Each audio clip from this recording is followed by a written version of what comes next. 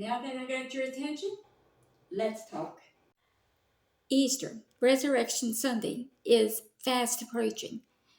And with that being said, we celebrate this holiday with food that has very little, if anything, to do with the Bible. So I'm going to suggest, and I'm going to do it, not completely this year because I waited too long to sit here and actually make this decision, but I am going to start in the future using foods from the Bible that directly connects to Yeshua or to the Bible in this celebration, not just Easter, but also Christmas. Let's start with the foods that I'm going to start using that is connected to Yeshua or the Bible. Number one, I'm going to start using something to do with olives, olive oil, the olives themselves. And the reason is because, well, number one, Yeshua went to the Mount of Olives and did a lot of his preaching.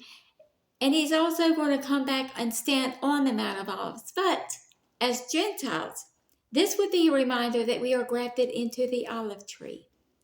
Now, so I'm going to start using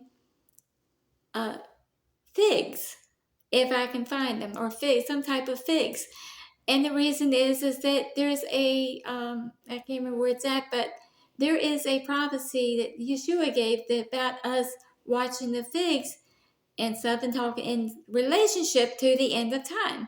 Now also I'm going to do grapes. Now the grapes isn't in the New Testament, but in the Old Testament, when the spies went over to the land before they got it, they came back with a bunch of grapes, and those grapes were really big.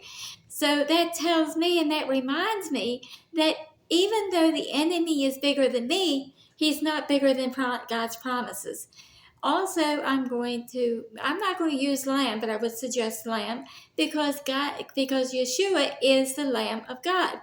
Now, what I would also suggest would be fish, because that's one of the meals that Yeshua ate after he resurrected. That's a direct connection to him.